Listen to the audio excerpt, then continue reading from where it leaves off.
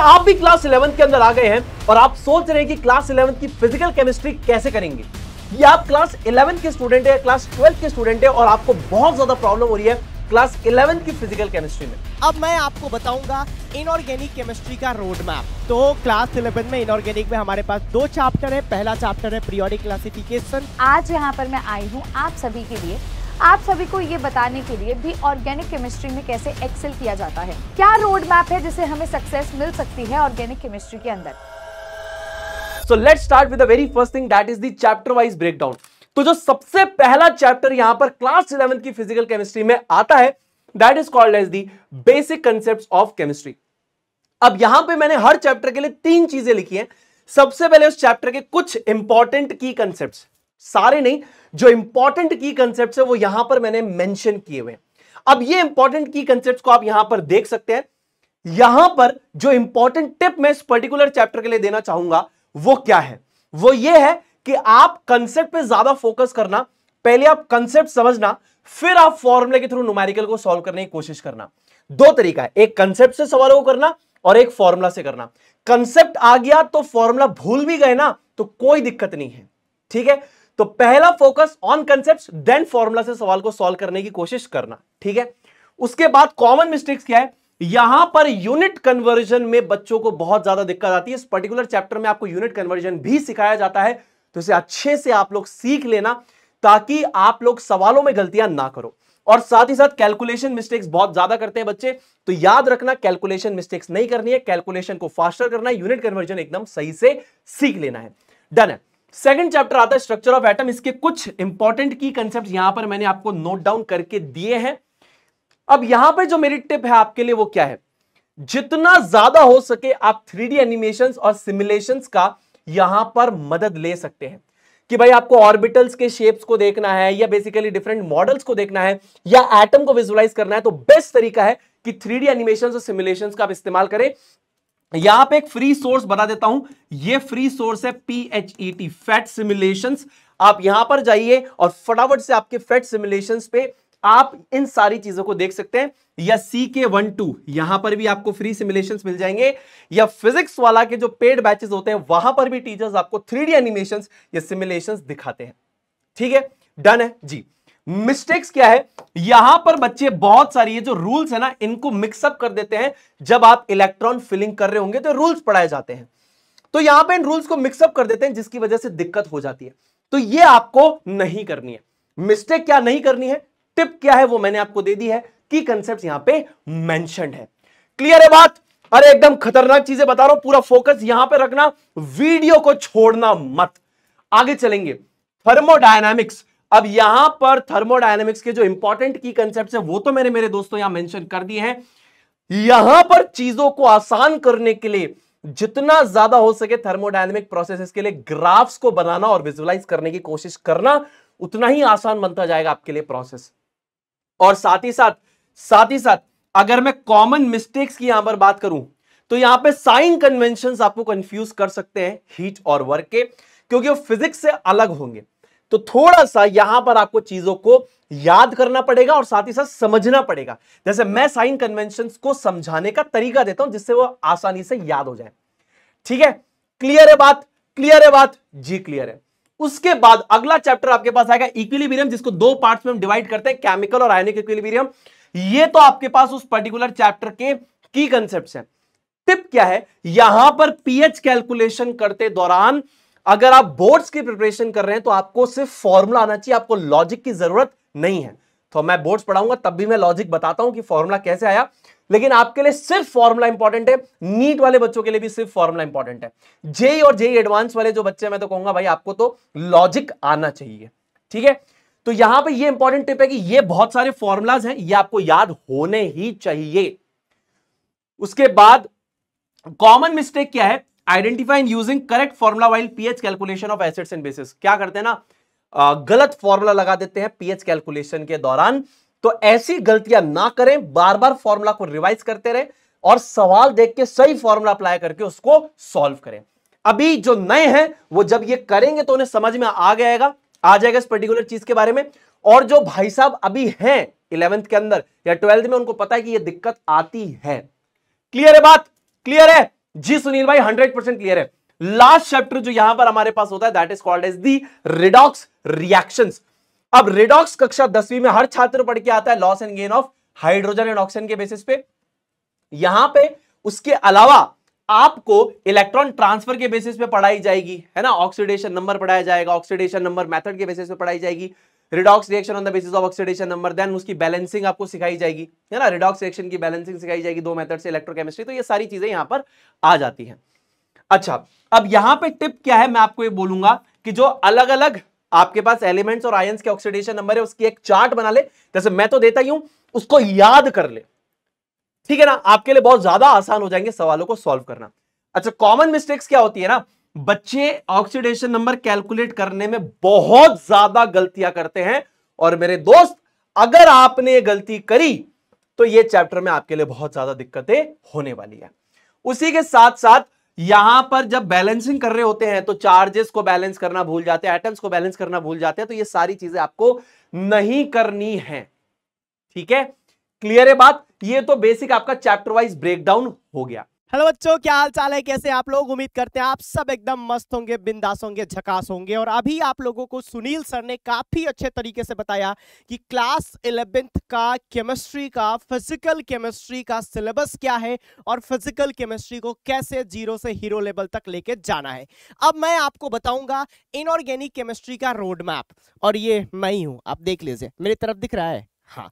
तो चलिए आगे बढ़ते हैं और बात करते हैं क्लास 11 के इनऑर्गेनिक के सिलेबस की। तो क्लास 11 में इनऑर्गेनिक में हमारे पास दो चैप्टर है। पहला चैप्टर है पीरियोडिक क्लासिफिकेशन, जिसे शॉर्ट में हम पीरियोडिक टेबल भी कह देते हैं। दूसरा है केमिकल बॉन्डिंग। तो अगर हम लोग बात करें पीरियोडिक क्लासिफिकेशन का, classification of element and periodicity in properties, ये चैप्टर का पूरा नाम है। तो इसमें अगर आप की कॉन्सेप्ट की बात करोगे, मेजर टॉपिक्स की बात करोगे, तो आपको मॉडर्न पीरियोडिक लॉ पढ़ना है, मॉडर्न पीरियोडिक टेबल पढ़ना है, और सबसे इंपॉर्टेंट है पीरियोडिक प्रॉपर्टीज पढ़नी है। पीरियोडिक प्रॉपर्टीज इसमें सबसे ज्यादा इंपॉर्टेंट रोल प्ले करता है। पीरियोडिक प्रॉपर्टीज में आपका एटॉमिक रेडियस से स्टार्ट करके ionization energy, electron gain enthalpy, electron negativity, reactivity, nature of oxide, ये कुछ इस चैप्टर के टॉपिक्स हैं। इसको पढ़ना कैसे? इसमें क्या है कि आपको सबसे पहले पीरियोडिक टेबल पढ़ना है, इनऑर्गेनिक केमिस्ट्री पढ़ना है, तो पूरा पीरियोडिक टेबल याद करना बहुत जरूरी है पूरे इनऑर्गेनिक केमिस्ट्री के लिए। तो पूरा पीरियोडिक टेबल याद कैसे होगा? पूरा पीरियोडिक टेबल याद करने के लिए आपको ट्रिक्स का यूज करना पड़ेगा। तो मैं जब पढ़ाता हूं या जो भी टीचर आपको पढ़ाते हैं तो ट्रिक्स जरूर देते हैं, कुछ फनी ट्रिक्स दिए जाते हैं। तो आप ट्रिक के माध्यम से एलिमेंट्स को याद करिए। फिर उसके बाद जो ट्रेंड्स हैं, जो पीरियोडिक ट्रेंड्स हैं, उनको रटने के बजाय समझने की कोशिश करिए। जो एक्सेप्शन है उसका रीजन ढूंढने की कोशिश करिए। और एक आप मैप बना सकते हैं, जो ऑर्डर है उसका एरो यूज करके आप एक मैप बना सकते हैं कि इधर से इधर जाते हैं तो एटॉमिक रेडियस का क्या होता है, नीचे जाते हैं तो एटॉमिक रेडियस का क्या होता है, लेफ्ट टू राइट जाते हैं तो आयोनाइजेशन एनर्जी का क्या होता है, इलेक्ट्रॉन नेगेटिविटी का क्या होता है। तो इस तरह से काफी ईजी रहेगा इन चीजों को याद रखना। उसके अलावा अगर बात करेंगे कॉमन मिस्टेक बच्चे क्या करते हैं, कॉमन मिस्टेक तो यही है कि सब चीज को रटना चाहते हैं, आंख बंद करके रटना चाहते हैं। मार्केट में अफवाह भी इनऑर्गेनिक केमिस्ट्री के बारे में यही फैली हुई है कि रट्टा मार रट्टा मार रट्टा मार। सुबह उठो, रात को सोते, सुबह उठते समय, रात को सोने से पहले एक ही काम करना है, रट्टा मार। नहीं, रट्टा नहीं मारना है, यही तो गलती करते हैं बच्चे। इनऑर्गेनिक को रट्टा नहीं मारना समझना है। अगर आप मेरी क्लास में आओगे तो मैं फोर्स का, अगर आपको फोर्स का नॉलेज है, दो चार्ज के बीच फोर्स का नॉलेज है, तो हमारे प्रोटॉन और इलेक्ट्रॉन भी चार्जेस ही हैं। तो ये सारी पीरियोडिक प्रॉपर्टीज को मैं फोर्स से एक्सप्लेन करता हूं, आपको कुछ भी रटने की जरूरत नहीं पड़ती है। इसके बाद अगर बात करेंगे हम लोग, तो इसके बाद का हमारा जो दूसरा चैप्टर आता है chemical bonding and molecular structure.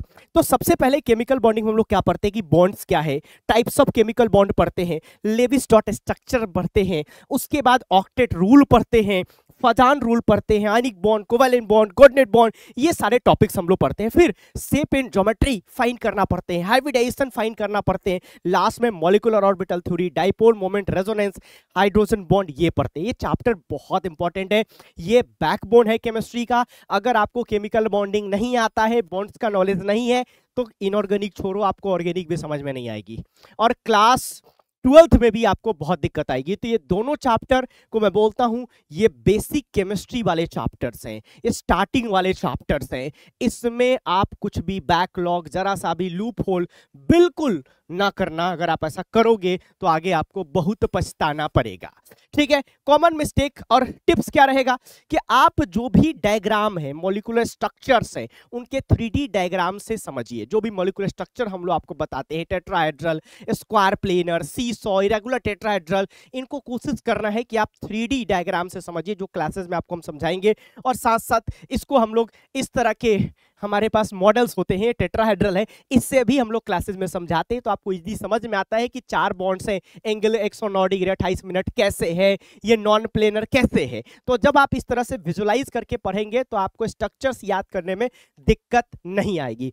Common mistake क्या होता है, मेजर प्रॉब्लम बच्चों को यहाँ पे कंफ्यूजन होता है शेप और ज्योमेट्री में। शेप और ज्योमेट्री को याद करते हैं बच्चे, रटते हैं, विजुलाइज नहीं करते, समझ में नहीं आता है स्क्वायर प्लेनर होता क्या है, स्क्वायर पिरामिडल होता क्या है, पेंटागोनल बाई पिरामिडल होता क्या है। तो इसको फील करना है, कैसे एंगल पेंटागोनल बाई पिरामिडल में 72 डिग्री ही आ रहा है, 72 डिग्री ही आ रहा है, क्या मतलब है इसका, लोन पेयर आने से बॉन्ड एंगल घट कैसे जाता है। ये सारी चीजें आप लॉजिकली समझेंगे, विजुलाइज करेंगे तो आपको दिक्कत नहीं आएगी। साथ ही साथ बच्चे क्या करते हैं, बॉन्ड ऑर्डर में ट्रिक के माध्यम से बॉन्ड ऑर्डर याद करते हैं। ऐसा भी आपको नहीं करना है, ट्रिक मैं भी दूंगा, सारे टीचर देते हैं, लेकिन आपको जो एमओटी का डायग्राम है, जो मॉलिक्यूलर ऑर्बिटल का इलेक्ट्रॉनिक कॉन्फ़िगरेशन है, वो लिखने आना चाहिए। वो लिखने नहीं आएगा तो आप बहुत सारी गलतियां करोगे। तो शॉर्टकट के पीछे मत भागना, 11th की शुरुआत हो रही है, यही 11th 12th में भी काम आएगा। ये तुम्हारा बैकबोन है, बेसिक है, तो इसको अच्छे से समझना, समझ के करना।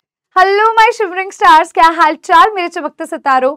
मैं हूं शौर्य ग्रोवर और आपको मैं पढ़ाने जा रही हूं ऑर्गेनिक केमिस्ट्री। बिल्कुल सही, मैं आपके बैच में ऑर्गेनिक केमिस्ट्री आपको टीच करने जा रही हूं। और आज यहाँ पर मैं आई हूं आप सभी के लिए, आप सभी को ये बताने के लिए भी ऑर्गेनिक केमिस्ट्री में कैसे एक्सेल किया जाता है, क्या रोड मैप है जिससे हमें सक्सेस मिल सकती है ऑर्गेनिक केमिस्ट्री के अंदर।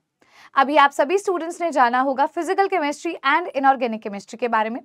अब मैं बात करूंगी ऑर्गेनिक केमिस्ट्री एक ऐसा सब्जेक्ट जिससे बहुत बच्चों को डर लगता है। अब ये डर क्यों लगता है मैम, क्या रीजन है इसके पीछे? तो बेटा इसका मेजर रीजन है ऑर्गेनिक रिएक्शंस। बिल्कुल सही सुना, ढेर सारी रिएक्शंस, ढेर सारे रिएजेंट, उनके मैकेनिज्म, कैसे याद करना है, कैसे कब क्या होता है, कब बॉन्ड ब्रेक होने वाला है, कब बॉन्ड की फॉर्मेशन होने वाली है, carbocation, carb अनायन, carbon free radical, ये कैसे नाम है, रीमर-टीमन रिएक्शन हो गई, ओजोनोलिसिस हो गई, ये डिफरेंट जो नेम्स हैं हॉन्ट करते हैं बच्चों को। बच्चे घबराते हैं सोच करके भी इतनी सारी रिएक्शंस हमारा दिमाग कैसे रिटेन करेगा, हमें हमारे दिमाग को किस तरीके से ट्रेन करना है भी ऑर्गेनिक में हम एक्सेल कर सकें। सो आज के सेशन में मैं आपको ये बताने जा रही हूँ भी क्लास 11th के अंदर बेटा आपके पास कौन से चैप्टर्स होने वाले हैं और आपको उस पर अगर एक्सेल करना है तो किन चीज़ों का ध्यान रखना है और किन चीज़ों का ध्यान हमें नहीं रखना है, यानी कि हमें क्या करना है और क्या नहीं करना है, ये दोनों ही जानना बहुत जरूरी है। पहला चैप्टर मैं आपको बताने जा रही हूँ, चैप्टर वाइज ब्रेकडाउन हम करने जा रहे हैं। The very first chapter of organic chemistry is some basic principle and concepts. अब बेसिक प्रिंसिपल इस चैप्टर का नाम इसी वजह से रखा गया है क्योंकि ये आपको बेसिक सिखाता है जो कि आपको आगे भी रिक्वायर्ड होंगे। ठीक है, अगर आपने बेटा ये वाला चैप्टर एक्सेल कर लिया, ट्रस्ट माय वर्ड्स, आपको कोई भी रिएक्शन रट्टा नहीं लगानी है। हर रिएक्शन का रीजन आपको पता होगा, हर रिएक्शन का मैकेनिज्म आप खुद ब खुद कर पाएंगे अगर आपने इस चैप्टर में अच्छे तरीके से मेहनत कर ली। अब इस चैप्टर के अंदर मैं आपको 3 चीजें बताने जा रही हूँ, कुछ की कॉन्सेप्ट्स जिनको आपको ध्यान में रखना है, मैं आपको टिप्स देने वाली हूँ और ऐसी कॉमन मिस्टेक्स बताने वाली हूँ जो बच्चे करते हैं जब वो ऑर्गेनिक केमिस्ट्री पढ़ते हैं। तो पहली चीज तो की कॉन्सेप्ट्स के अंदर यहां पर आपको IUPAC नॉमेनक्लेचर, जो अभी मैंने आपको बोला नामकरण किसी भी कंपाउंड का, आपका खुद का भी एक प्यारा सा नाम होगा, ऐसे ही आपका खुद का भी एक प्यारा सा निकनेम होगा। वैसे ही हमारे ऑर्गेनिक कंपाउंड्स का एक IUPAC नेम होता है और एक होता है उनका कॉमन नेम, यानी कि उनका निकनेम होता है। तो हम किसकी पढ़ाई कर रहे हैं उसका नाम हमें पता होना चाहिए, right. So the IUPAC nomenclature हम करेंगे। इसके बाद बेटा आप आगे इसमें इफेक्ट्स के बारे में पढ़ते हो। कोई एक रिएक्शन हो रही है, तो जो रिएक्शन कर रहा है, मतलब जो हमारा रिएक्टेंट होता है, जो 10th में आप रिएक्टेंट वर्ड बोलते हो, वो जो रिएक्टेंट वर्ड होता है उसकी नेचर कैसी है, वो किस तरीके के इफेक्ट दिखाता है। जैसे आपकी प्रॉपर्टी क्या है, आपको डांसिंग पसंद है, आपको सिंगिंग पसंद है, पेंटिंग पसंद है, वैसे ही ऑर्गेनिक कंपाउंड का कुछ एक नेचर एग्जिबिट करता है। वो कैसा नेचर होता है, क्या इफेक्ट होते हैं, तो वो हम पढ़ते हैं। Inductive effect, resonance, hyper conjugation, electromeric effect, ये सारे इफेक्ट्स जानना बहुत जरूरी है। ये नहीं करोगे तो रिएक्शंस समझने में दिक्कत आएंगी आगे के चैप्टर्स में, राइट। इसके बाद बेटा जी सब्स्टिट्यूशन रिएक्शन, एलिमिनेशन रिएक्शन और एडिशन रिएक्शन, ये मोस्ट इंपॉर्टेंट की कॉन्सेप्ट है। कोई भी चैप्टर उठा लो, इन तीनों में से कोई ना कोई रिएक्शन आपको देखने को ही मिलेगी, राइट। इसके बाद प्यूरिफिकेशन एंड क्वालिटेटिव और क्वांटिटेटिव एनालिसिस हम करते हैं ऑर्गेनिक कंपाउंड का। इसका मतलब क्या है, हम ऑर्गेनिक कंपाउंड्स के बारे में पढ़ रहे हैं, उनके बारे में जान रहे हैं, लेकिन अगर मान लीजिए मेरे पास कोई एक ऐसा कंपाउंड है, मेरे पास एक ऐसा मिक्सचर वाला कंपाउंड आ जाता है, तो मैं वहां समझती हूँ भी वो कितनी मात्रा में प्रेजेंट है, क्या अमाउंट में प्रेजेंट है, ठीक है, और क्या प्रेजेंट है। तो क्वांटिटी और क्वालिटी दोनों के बारे में, ऑर्गेनिक कंपाउंड्स के बारे में हम जानते हैं हमारे यहाँ पर इस चैप्टर के अंदर। मेजर की कॉन्सेप्ट्स में बेटा आपको इन पर फोकस करना होगा। If you know this, the upcoming chapters will be easy for you. एक तरह से ये नींव है बेटा आपकी ऑर्गेनिक केमिस्ट्री की। आगे बात करूं तो टिप्स में अगर मैं आपको बोलना चाहूं तो आपको जितनी भी रिएक्शन के मैकेनिज्म है उनको लिखना आना चाहिए। You have to draw it. Draw in the sense, यहाँ ड्रॉइंग का मतलब वो ड्रॉइंग नहीं है, यहाँ ड्रॉइंग का मतलब है रिएक्शन मैकेनिज्म को बार बार लिख करके प्रैक्टिस करना है। देखो अगर मैं फिजिकल केमिस्ट्री की बात करती हूँ, it is about numericals. If I talk about inorganic chemistry बच्चा, it is about theoretical concept. But जब तक आप ऑर्गेनिक में आओगे, ऑर्गेनिक की पढ़ाई दोनों सब्जेक्ट से टोटली अलग है। बिना लिखे आप ऑर्गेनिक केमिस्ट्री को समझ नहीं सकते हो। हाँ, बाद में जब क्वेश्चन करोगे स्पीड बढ़ जाएगी, पर बिना लिखे you can not do it. तो आपको सारे मैकेनिज्म्स को लिखना आना चाहिए, उनके इंटरमीडिएट्स आइडेंटिफाई करना आना चाहिए। भी उस पर पॉजिटिव चार्ज आ रहा है, उस पर नेगेटिव चार्ज आ रहा है, या उस पर एक इलेक्ट्रॉन प्रेजेंट है। तो इंटरमीडिएट्स में आप carbocation, carbon anion and carbon free radical के बारे में जानते हो, जो हर रिएक्शन में या तो इंटरमीडिएट बनता है या ट्रांजिशन स्टेट बनती है। तो ये बेटा आपको पता होना चाहिए, आइडेंटिफाई करना आना चाहिए, ठीक है। साथ ही साथ आपको मॉडल्स के थ्रू, अगर आप कोई चीजें समझते हैं 3D मॉडल्स के थ्रू, जो कि हम आपको क्लासेस में भी दिखाते हैं, इवन हम पेन से भी स्ट्रक्चर्स क्रिएट करते हैं, बॉल से भी स्ट्रक्चर क्रिएट करते हैं इजी अंडरस्टैंडिंग के लिए। उससे क्या है, टॉपिक आसान हो जाता है। जैसे आगे आके आप कन्फर्मर्स पढ़ोगे तो that is basically 3D concept. 3D से कोई भी चीजें समझते हैं ना तो टॉपिक ऐसे हो जाता है, ठीक है। तो इसके बाद बेटा मिस्टेक्स बच्चे क्या करते हैं, उनको इन इफेक्ट्स में ना दिक्कत आने लग जाती है, इंडक्टिव इफेक्ट और रेजोनेंस इफेक्ट में ही कंफ्यूज हो जाते हैं, ठीक है। और वो मैकेनिज्म्स को प्रैक्टिस नहीं करते हैं, रटने लग जाते हैं। रटोगे तो ऑर्गेनिक केमिस्ट्री नहीं होगी, समझना पड़ेगा, और समझने के लिए ये की कॉन्सेप्ट्स आपको अच्छे से करने होंगे। तो ये हमारा सबसे पहला चैप्टर था।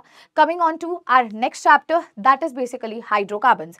अब हाइड्रोकार्बन्स के बारे में आप 10th क्लास से पढ़ते आ रहे हो। हाइड्रोकार्बन सैचुरेटेड होते हैं, अनसैचुरेटेड होते हैं, सिंगल बॉन्डेड वाले सैचुरेटेड होते हैं, अनसैचुरेटेड में डबल या ट्रिपल बॉन्ड वाले आते हैं। तो जी हाँ, इस चैप्टर के अंदर हम उसी की बात करने जा रहे हैं। हम यहाँ पर एल्केन्स, एल्कीन्स, एल्काइंस और साथ ही साथ एरोमेटिक हाइड्रोकार्बन्स की बात करेंगे, जो कि साइक्लिक होते हैं। तो इनके बारे में बेटा यहाँ पर हमने स्टडी करना है। की कॉन्सेप्ट यही है, इनकी प्रिपरेशन, इनको बनाया कैसे जाता है। भाई तुम किसी के बारे में पढ़ रहे हो तो वो बना कैसे, वो कैसी प्रॉपर्टी दिखा रहा है, फिजिकल प्रॉपर्टी जो तुम उसके अपीयरेंस से, उसके बॉइलिंग पॉइंट से, मेल्टिंग पॉइंट से, उसके नेचर से, सॉलिड है, लिक्विड है, गैस है, या उसके केमिकल प्रॉपर्टीज भी, वो रिएक्शंस कैसे दिखाता है, तो ये सब हम यहाँ पर देखते हैं। साथ ही साथ वो किस तरीके के मैकेनिज्म फॉलो करेगा, एरोमेटिसिटी के रूल, एरोमेटिक कंपाउंड्स क्या होते हैं, मतलब what is the meaning of the word aromatic, ये क्या है, किसके बारे में पढ़ रहे हैं, ये आपको इस चैप्टर के अंदर समझना होगा। टिप्स में मैं यही बोलूंगी, जब भी आप देखो फर्स्ट चैप्टर जो आपने देखा उसके अंदर बेसिक समझोगे, सेकंड चैप्टर से आपके रिएक्शंस का काम स्टार्ट हो जाएगा। मतलब कि अब यहाँ रिएक्शन जब वाला पार्ट आता है ना, तो रिएक्शन वाले पार्ट को रिवाइज करने के लिए हमें फ्लो चार्ट्स बनाने होते हैं। और हमारी क्लासेस में अगर आपने ऑब्जर्व किया हो, एज सुन एज मैंने एक कंपाउंड के तुम्हें मेथड ऑफ प्रिपरेशन बता दिए, बेटे फ्लो चार्ट बनाते हैं, और फ्लो चार्ट यूज किया जाता है क्विक रिविजन्स के लिए, ठीक है। सो फ्लो चार्ट का यूज करना है, हर रिएजेंट का मतलब समझना है। भी जैसे HBr के साथ पेरोक्साइड आ जाएगा तो एंटी मार्कोवनिकॉफ रूल लगेगा। मार्कोवनिकॉफ रूल कब लगेगा, अरे मैम ये होता क्या है, ये बड़े बड़े ना डरावने से शब्द ना डरा रहे हैं, डरने की कोई बात नहीं है। Once you will clear your basic concept, ये सारी चीजें आपके लिए और भी आसान हो जाएंगी।